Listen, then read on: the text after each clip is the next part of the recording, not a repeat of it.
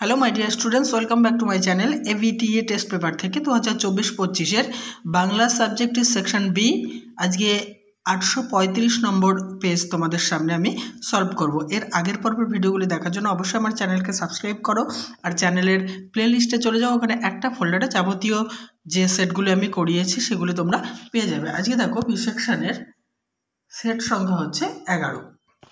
প্রথম প্রশ্ন, জগদীশবাবুর বাড়িতে আগত সন্ন্যাসীর বয়স। অপশন খ 1000 বছরের বেশি। 1.2 বিজ্ঞান ও চিকিৎসা শাস্ত্রে অসাধারণ পারদর্শী। অপশন ক গিরিশ মহাপাত্র। নেক্সট 1.3 যে পত্রিকায় তপনের গল্প ছাপিয়ে দেওয়ার কথা হয়েছিল সেটির নাম। অপশন ঘ সন্ধ্যা তারা। 1.4 পায়ে পায়ে হিমানির বাদ। হিমানি শব্দের আক্ষরিক অর্থ হল।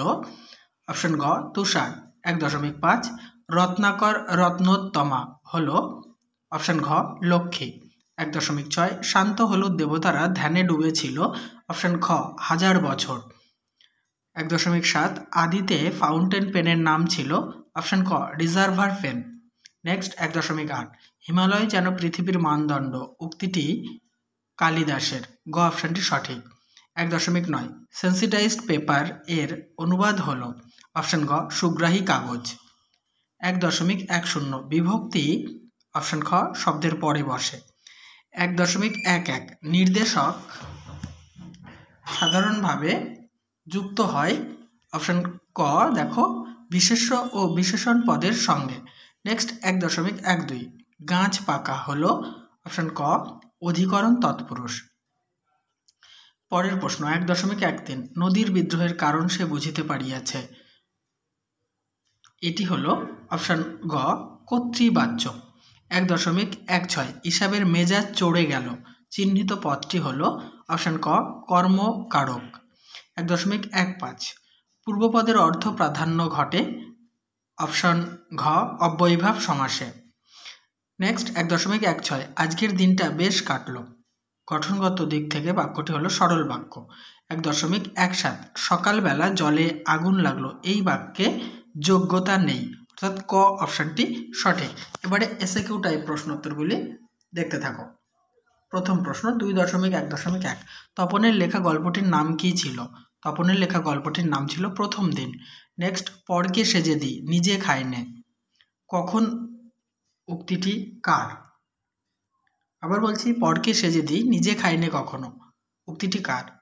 পথের দাবি গল্পে আলোচ্য উক্তিটি হলো গিরিশ মহাপাত্রের। 2.1.3 জগদীশবাবুর বাড়িতে সন্ন্যাসী কতদিন ছিলেন? জগদীশবাবুর বাড়িতে সন্ন্যাসী ছিলেন 7 দিন। 2.1.4 ওরা ভয়ে কাঠ হয়ে গেল। ওদের ভয় পাওয়ার কারণ কি? অদল বদল গল্পে বন্ধু অমৃতকে কালিয়ার হাত থেকে কুস্তি লড়ার ক্ষেত্রে বাঁচাতে গিয়ে হিসাবের জামার 6 ইঞ্চি পরিমাণ পকেট ছিঁড়ে যায়।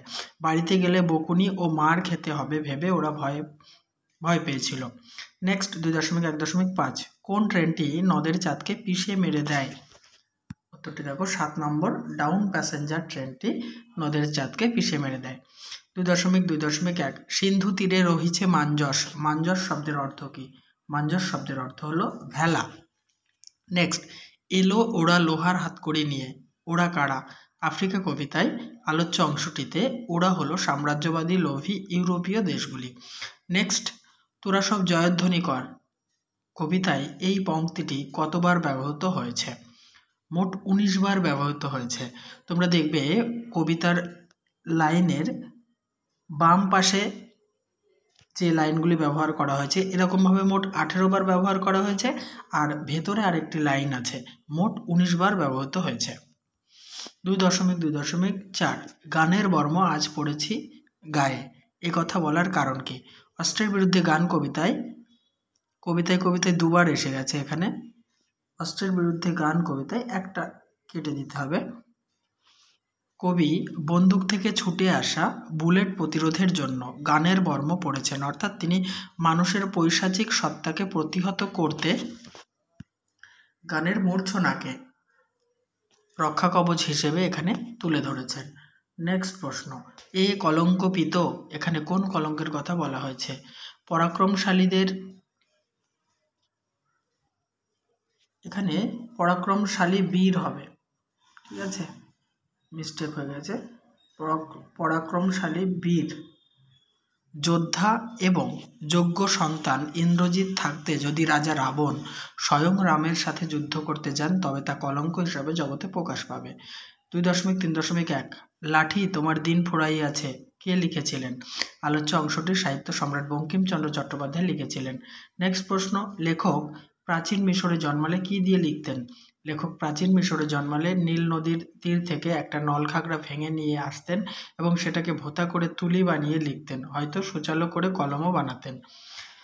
নেক্সট 2.3.3 এতে রচনা উৎকট হয়। উৎকট বলতে কি বোঝানো হয়েছে? দুটি দেখে নাও। প্রশ্নোচ্চিত উক্তিতে উৎকট বলতে ভাষার আড়ষ্টতা এবং দুর্বোধ্যতাকে বোঝানো হয়েছে। নেক্সট প্রশ্ন, এই ধারণা পুরোপুরি ঠিক নয়, কোন ধারণার কথা বলা হয়েছে? অনেক লেখক বা অনেকে মনে করেন পারিভাষিক শব্দ বাদ দিয়ে বক্তব্য প্রকাশ করলে রচনা সহজ হয়। এই ধারণা পুরোপুরি ঠিক নয়। ব্যাকরণগত প্রশ্নগুলি আলোচনা করব। তার আগে বলি অবশ্যই ভিডিওতে লাইক, কমেন্ট এবং শেয়ার করো। চ্যানেলে নতুন হলে সাবস্ক্রাইব করে অল করে দিও। আর পুরনো ভিডিও দেখার জন্য অবশ্যই আমার চ্যানেলের প্লেলিস্ট ফলো করতে থাকো। 2.4.1 তির্যক বিভক্তি কাকে বলে? যে বিভক্তি একাধিক কারকে ব্যবহৃত হয় তাকে তির্যক বিভক্তি বলে, যেমন এ বিভক্তি। নেক্সট, একটি গৌণ কর্মের উদাহরণ দাও। দেখো, বাবা আমাকে একটি কলম দিয়েছে। এখানে এই যে আমাকে তলায় দাগ, আমাকে শব্দটি হচ্ছে গৌণ কর্ম। ঠিক আছে, কোনো বাক্যে দুটো কর্ম থাকলে যেটা হচ্ছে প্রাণীবাচক হয় সেটা কিন্তু গৌণ কর্ম হয়, আর যেটা হচ্ছে তোমার বস্তুবাচক বা সাধারণ হয় সেটা কিন্তু মুখ্য কর্ম হয়। নেক্সট 2.4.3 চিহ্নিত পদটির কারক ও বিভক্তি নির্ণয় করো। কৃপণ আলোর অন্তঃপুরে এর তলায় দাগ, এটি হচ্ছে অধিকরণ কারকে এ বিভক্তি। 2.4.4 জ্ঞানচক্ষু পদটির ব্যাসবাক্য সহ সমাসের নাম লেখো। জ্ঞানচক্ষু, দেখো একে যদি আমরা ব্যাসবাক্য করি তাহলে আমাদের লিখতে হবে জ্ঞান রূপ চক্ষু, এটি হচ্ছে রূপক কর্মধারার সমাস। 2.4.5 বিভক্তি ও অনুসর্গের একটি পার্থক্য লেখো। বিভক্তির নিজস্ব কোনো অর্থ এবং স্বাধীন ব্যবহার নেই, কিন্তু অনুসর্গের নিজস্ব অর্থ এবং স্বাধীন ব্যবহার আছে। পরের প্রশ্ন, বাক্য নির্মাণের শর্তগুলির নাম লেখো। বাক্য নির্মাণের শর্তগুলি হলো যোগ্যতা, আসক্তি এবং আকাঙ্ক্ষা। 2.4.7 গঠনগত দিক থেকে বাক্য কত প্রকার ও কি কি? গঠনগত দিক থেকে বাক্য 4 প্রকার, যথা সরল বাক্য, জটিল বাক্য, যৌগিক বাক্য এবং মিশ্র বাক্য। 2.4.8 নদীর ধারে তার জন্ম হইয়াছে, এটাকে কর্তৃবাচ্যে পরিণত করতে বলা হয়েছে। দেখো, যেহেতু সাধু ভাষায় লেখা রয়েছে তাই নদীর ধারে সে জন্ম লইয়াছে, ঠিক আছে, এটা হবে।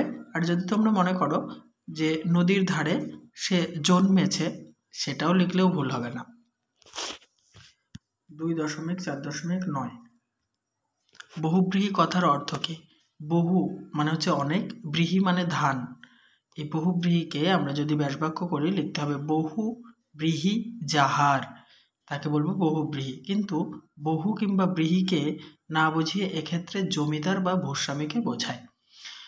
শেষ ব্যাকরণগত প্রশ্ন, সম্বন্ধ পদ কারক নয় কেন? বাক্যে সম্বন্ধ পদের সঙ্গে ক্রিয়াপদের কোনো সম্পর্ক থাকে না, তাই সম্বন্ধ পদ কারক নয়। এবার 9 দাগে যে বাংলায় অনুবাদ করতে বলা হয়েছে সেটি আমি বলছি, তোমরা মিলিয়ে নাও। এক লাইন করে বলবো। The teachers are regarded as the backbone of the society, শিক্ষকেরা সমাজের মেরুদণ্ড হিসাবে সম্মানিত হয়ে থাকেন। Next line, they build the future citizens of country, তারা দেশের ভবিষ্যৎ নাগরিক তৈরি করেন। Next, they love students as their children, তারা শিক্ষার্থীদের নিজেদের সন্তানের মতো ভালোবাসেন।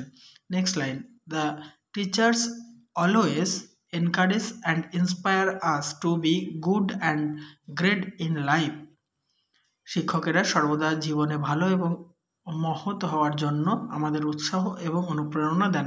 তাহলে এই পেজটি সমাপ্ত হলো। নেক্সট পেজ নিয়ে খুব তাড়াতাড়ি হাজির হবো, ততক্ষণ আমার ইউটিউব চ্যানেলটি ফলো করতে থাকো।